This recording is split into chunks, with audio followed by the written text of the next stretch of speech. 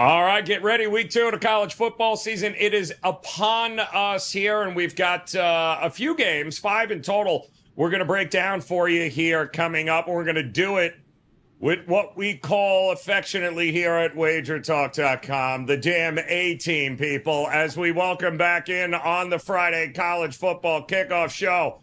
Double R, 1L, his name is Steve Merril. Bryan, Leonard in the house, and of course, TC, Teddy Covers, ready to roll here on this week 2 of the college football slate. Listen, we went over some great games yesterday. We're going to go over a bunch here that are extremely interesting here, and we're going to start, I believe, Merril, with you as we're going to head out west with Oregon State taking on San Diego State. New eras for both of these schools. What are we thinking we're going to get here in this first game up? Well, what I always like to do is start with kind of a power rating, 1,000 simulations through the database to get a projected margin of victory. And in this one, the computer sped out Oregon State by about 5 on average. So that's a good starting point for us. We'll dig in a little bit deeper to what we saw. As you mentioned, kind of uncertainty for both squads. And keep in mind, in college football, unlike the NFL, we don't get the preseason. We get many scrimmages or whatnot. So these teams are kind of going in on the blind. We have to be careful not to overreact, not just to week 1, I really think, but this first several weeks of the season when you're looking at these squads to see how things are going to play out. And when you have some changes, whether it be coaching staff, transfers, whatnot, some teams can start a little bit slower than others. I do think Oregon State's the better squad here. San Diego State's never been much of an offensive power in recent years. I don't think that's going to change much this season. Currently, the line may be a tick too high at -6, 6.5. Once again, my projection is about a 5-point win here by the Beavers, but I do think they're the more talented team. Couldn't learn too much from the Idaho State game last week. They were a 29-point favorite. They won 38-15, kind of did what they had to do in that game. And got out of there without any really damage. Excellent rushing game, though, by Oregon State. That's what kind of jumped out to me. 362 yards on the ground, and that could be the difference in this one if San Diego State struggles to run the ball.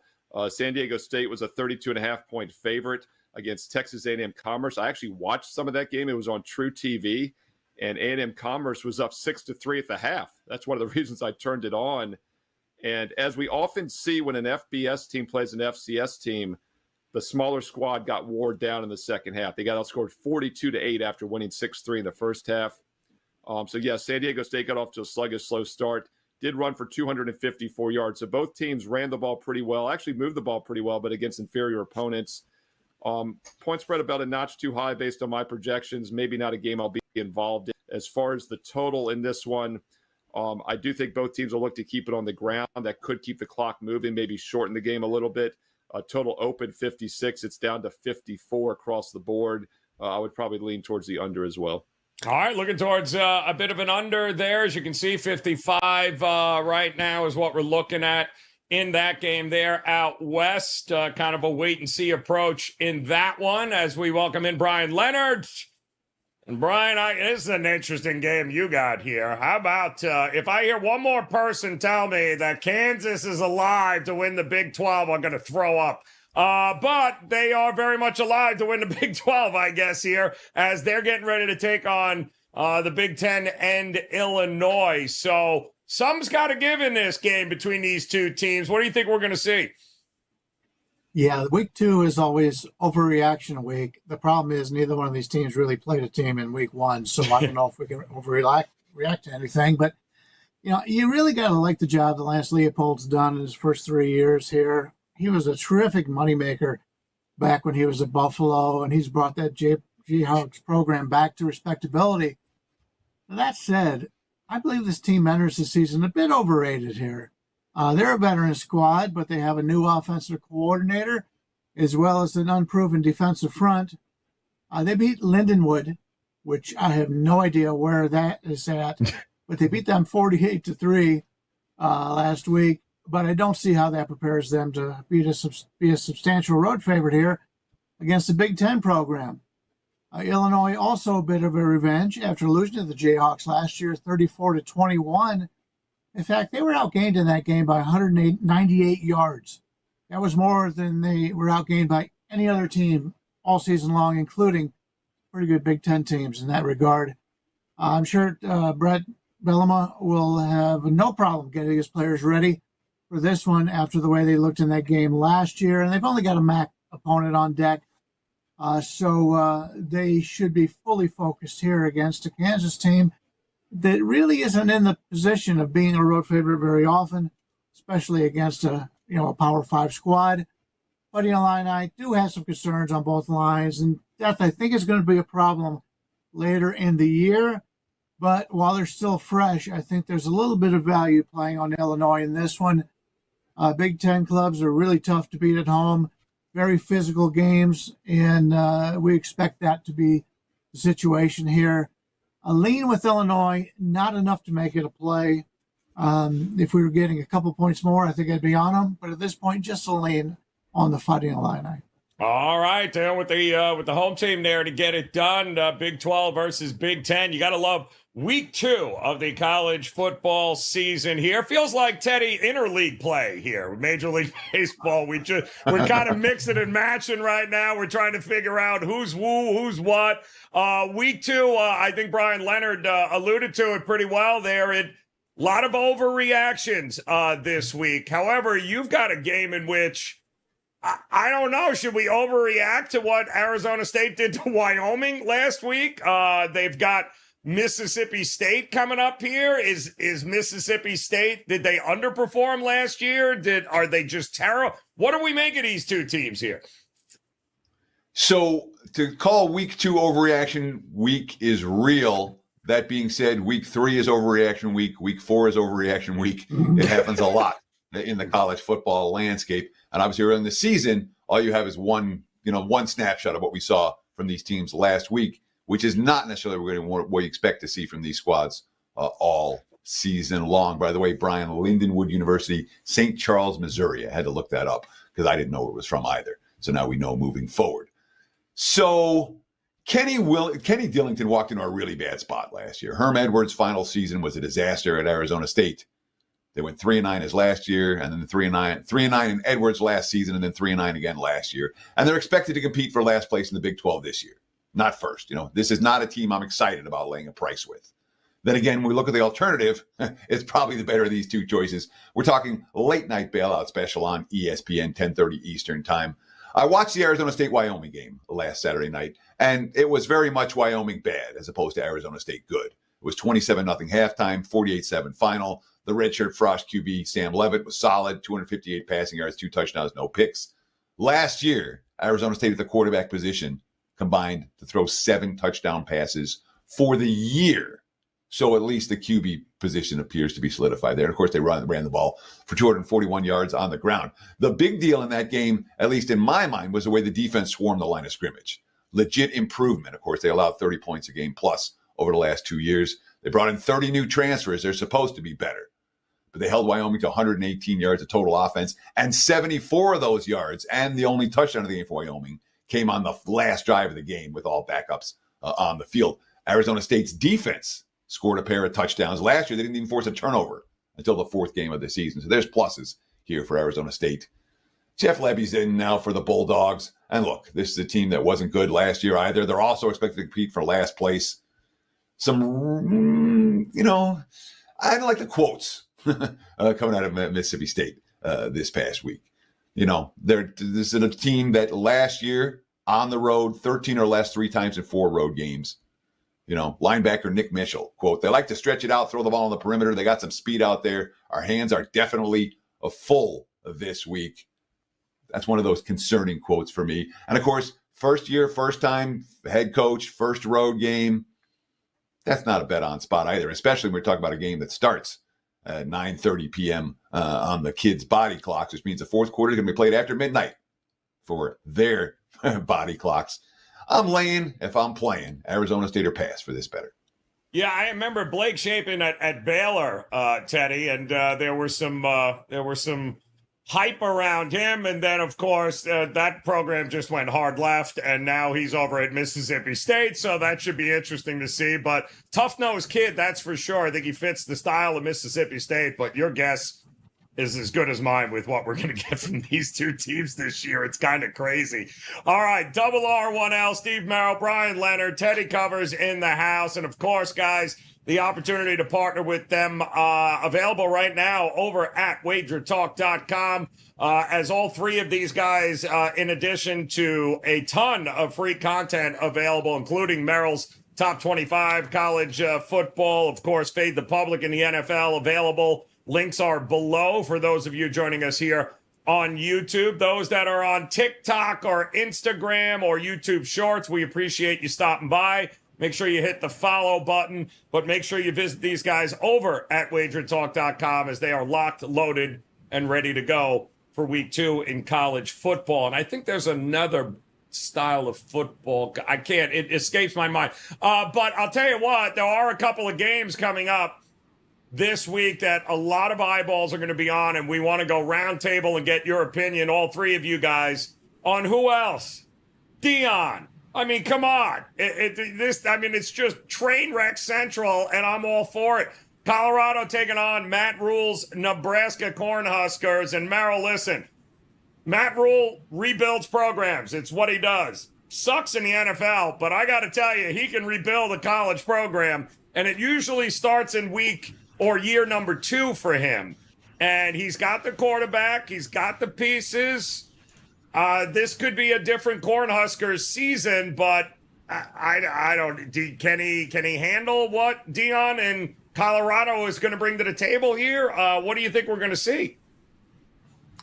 Well, Colorado was a very good team early in the season last year, but then, as you know, everybody did start to kind of handle them. And the one thing that was the problem last year wasn't that they couldn't score offensively. They were just a phony defense. And I knew even after the first few weeks, that team was not for real. And I think Nebraska, if they're smart, they're going to try to pound the ball on the ground in this game. And I feel they will probably have some success doing that. I just don't believe in this Colorado defense, especially this run defense. I need to see more verification that they have turned things around this year. And I think Colorado is also a very public team. You know, Joe, you referenced my top 25 video for college football, but also that Fade the Public NFL video will be up this weekend. Don't talk as much about public consensus, especially early in the season in college football. But last September, a year ago, Colorado was maybe the most public team I'd ever seen in the history of college football. I think they're still carrying somewhat of a public, a badge on them. And that because of that, we get some line value. That's why Fade the Public does work in certain spots. And I think this is an example of that. My 10,000 game simulation through the database has Nebraska winning by just under 13 points on average, and this line is less than a touchdown. So in my opinion, the line value is with the Cornhuskers here, and I think you are getting a discount when you play against Colorado, and you're also getting to fade a bad defensive team on the road. So there's some reasons to like the Cornhuskers here on Saturday. Gotta tell you, though, I mean, Shador and Hunter are I don't know how many touchdowns they're going to put up this year. Those two kids look like they're playing a different game than everyone else, Bryan Leonard. If nothing else, it's going to be must-watch television with Dion and Colorado the rest of the way through. It should be a fun one here. But what do you think? Points, and more points? It used to not be an easy place to play in Lincoln here, but what do you think we're going to get? Yeah, I'm in a little bit of an agreement with Steve, maybe a different conclusion, but we all make good money fading this Buffalo's team last year as ESPN hype went crazy on this team, and we all took advantage of that. We probably won't see that type of value again in the near future, but hey, we made a lot of money betting against Colorado last year. That said, I think there's going to be ways to take advantage of this program this year in totals. Colorado, very talented offensively, but they have serious concerns on the defensive side of the football. And obviously, because the offense is so explosive, they can score so fast, it makes the defense to be on the field more than they want to be, which wears them down as the game goes on. Problem is, they're playing a Nebraska team here who, to me, in my mind, has a clear better coach here. Matt Rhule, as you mentioned, has done wonders turning around lesser programs. In his second year here, I expect the Cornhuskers could really maximize their talent. The problem is Rhule's teams are known for their defenses, not necessarily their offenses. In fact, if you look at last year down the stretch, Nebraska scored a total of 54 combined points in their final 4 games. They're not facing a Big Ten defense here, though. They're facing a weak defense in Colorado State, but it's It's tough laying over a touchdown against a team that can easily produce a backdoor cover here. So I'm leaning Colorado. It may be the only time all season I'm leaning Colorado, but to get over a touchdown with a team that has made improvements offensively, no doubt about it. They brought in a nice quarterback there, but until I see it, I can't lay it. So slight lean here with Colorado. Colorado, slight lean there. Teddy, intriguing. The quarterback, Matt Rule wanted this kid. Thank goodness the family tree has ties to Nebraska. So he ended up getting him. And watching the kid throw, I'm a little curious about his delivery and his release. It looks weird, but it's always on the money. You kind of think Rule's gonna put up some points this year. They only lost what? I think the five losses by less than a score last year. So he obviously has the pieces he wants. Can he execute and get Nebraska over the hump this year? Well, I'm going to start by quoting Denny Green. Still a meme 20 years later, Colorado is what we thought they were. Right? Nebraska might not be, but Colorado is. That was very clear last week. They had an elite quarterback. We talked about it, elite wide receiver, Shedeur Sanders, Travis Hunter. The offensive line is better than it was last year.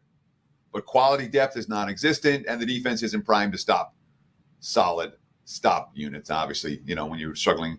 Not that North Dakota State's a pretty darn good FCS team. So the fact that they struggled at times last week as a favorite doesn't mean they're a bad dog this week. And it's worth noting this point spread, which was at 7.5 last night, is down to 6.5 in a lot of locations this morning. So we've seen around the key number of 7, the money coming for the underdog.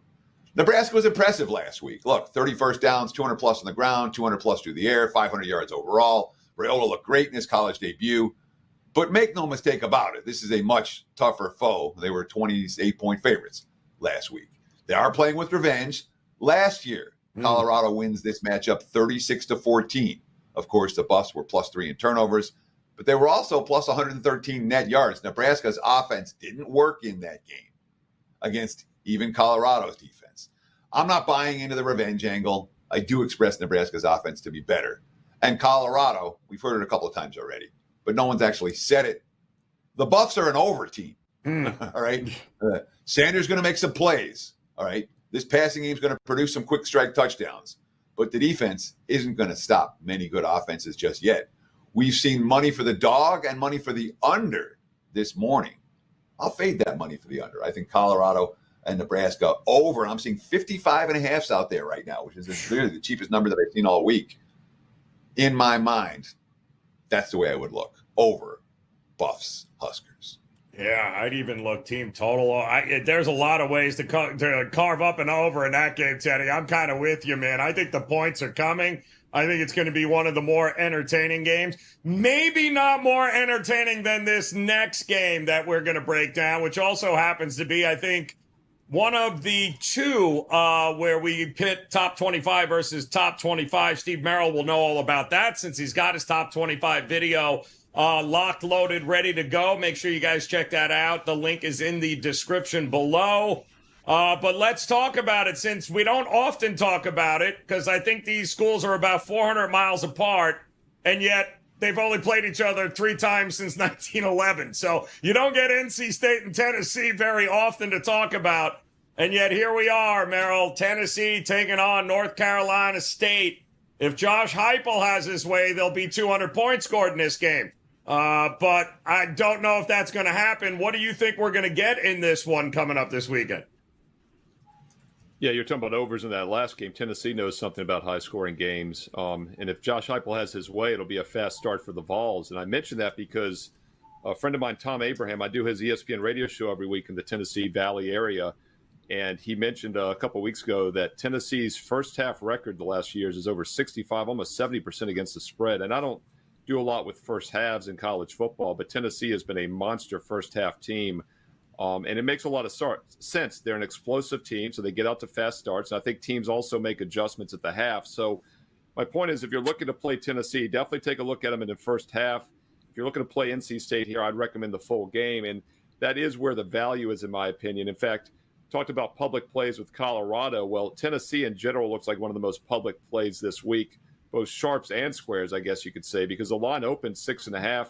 It's now up to 10 across the board on the WagerTalk Live odds screen. And by the way, if you're having trouble finding it on the WagerTalk Live odds screen, you got to go way down below the extra games. It's a write-in game because in the regular rotation, they had Tennessee listed as the home team. They flipped it to NC State as the home team, even though it's Charlotte. It's technically a neutral field. So once again, it says canceled on the main board. You got to go down to the write-in. Don't think this game was canceled. It's a big game. It's being played. But my projection, my simulation has an average Tennessee winning by 6.5, which is exactly where this line opened. So I do think it's got a little frothy here at -10. So at 10 or more, a very key number. The values with NC State. Tennessee's a scary team to fade. They're explosive. But I think NC State full game is probably still worth a look based on an inflated line. Yeah, no, I mean, nobody gets out to better fast starts than Josh Heupel in Tennessee. I mean, their first half records, even when he was at UCF, he was a covering machine. It'll be interesting, Bryan, Leonard, whether or not the defense here of NC State, who against Western Carolina kind of felt like they were out on the field a lot. Might have gotten a little gassed in that game too as well, but they certainly had a big fourth quarter. I think shut them out 21-0 in the fourth quarter, and they pulled away. But that was that up-tempo offense of West Carolina. They ain't seen nothing yet here. Maybe that's a good first game for them because it gave them a pretty good prep for what they're going to see here against Tennessee. Yeah, I made this number 14.5 on a neutral. So to me, the betting value is on Tennessee. You give, Charlotte, I think NC State a little bit of a home field, but not to this point. And in fact, the number has bounced around all week, but I saw some money coming in on the underdog today, knocking it down to 8.5 and 9 in certain areas. And that's got me a little bit excited about this one. If you can lay less than 10 here, I think Tennessee's the way to go. This is a team, as we mentioned, wants to play fast. They've got some of the best offensive talent in the country. Scored 69 last week against Chattanooga. Obviously, different defense they're going to face in this one. But this is a team that can put up points in a hurry. Last year, the Vols lit up the scoreboard against bad defenses, but really struggled when stepping up in class. They not only have the offensive edge here, but this Tennessee defense is, I think, much improved from 2 years ago. Got better last year. I think it's going to be even better this year. NC State finished the 2023 regular season in style, winning 5 straight conference games. But as was mentioned, they did struggle a little bit against Western Carolina. These lesser teams, smaller teams, don't have the personnel.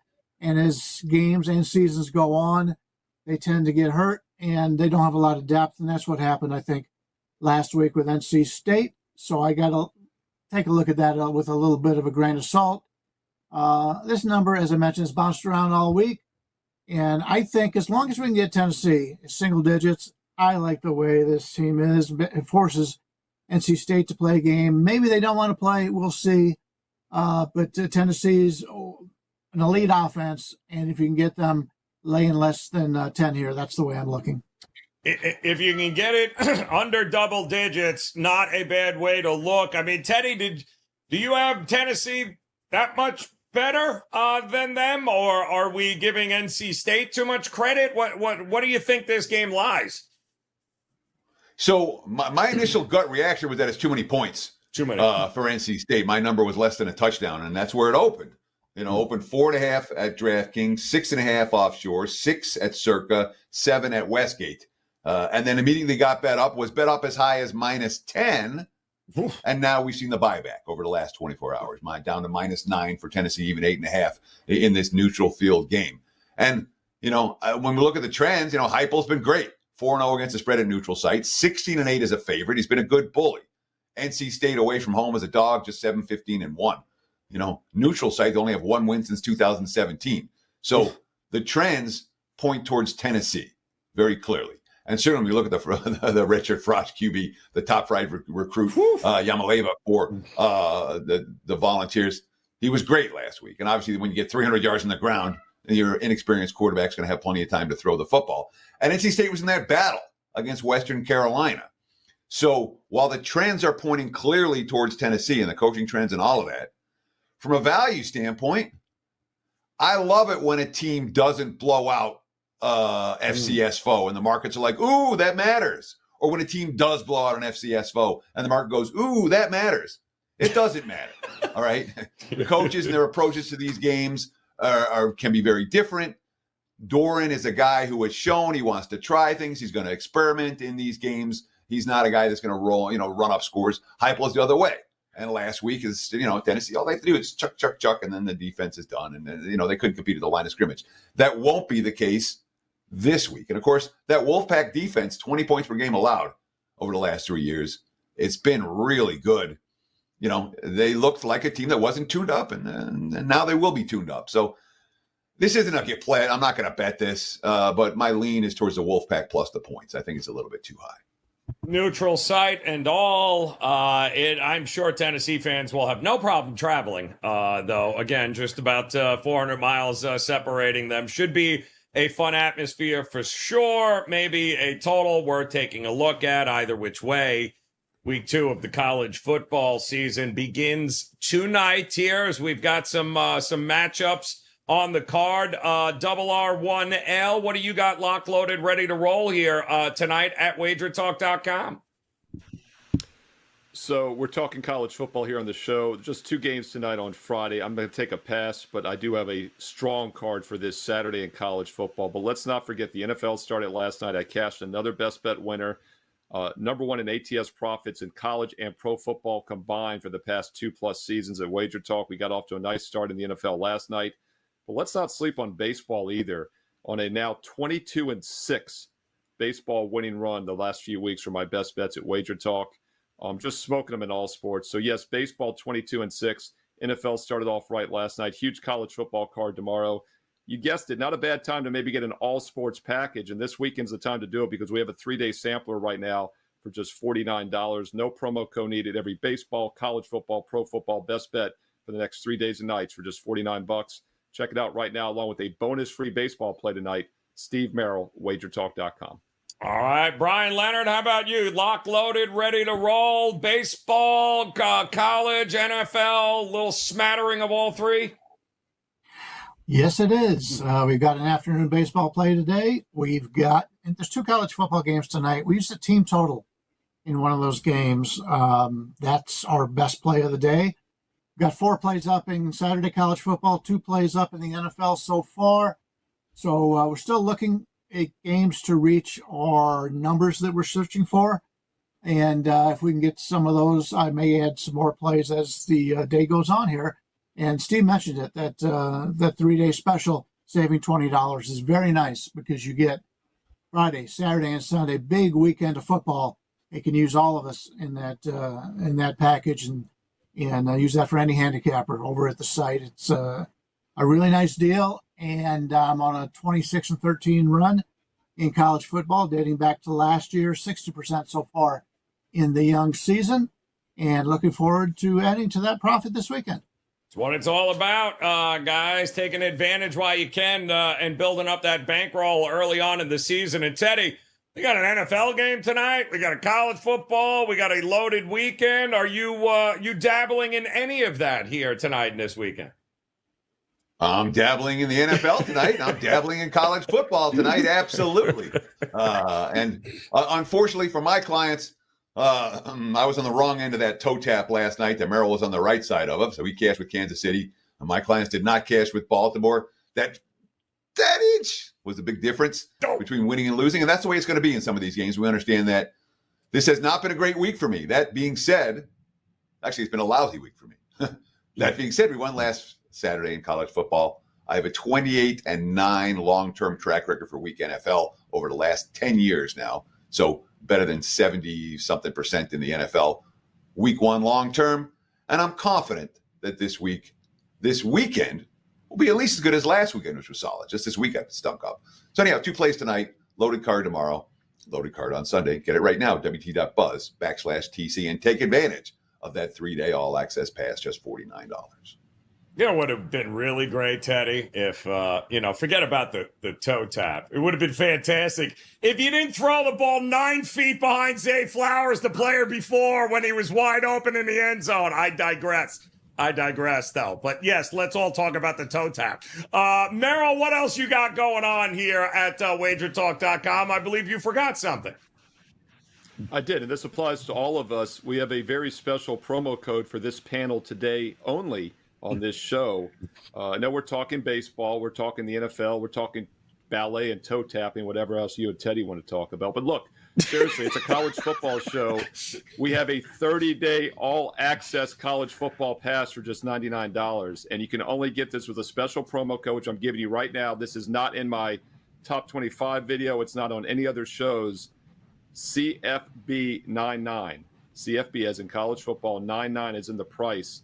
If you want to get 30 days of football from either Bryan, Teddy, or myself, you got to use that promo code, and you heard it on this show only. I forgot to mention it earlier. It's for Bryan, Leonard, Teddy covers, myself, Steve Merril, and you're not going to hear it anywhere else.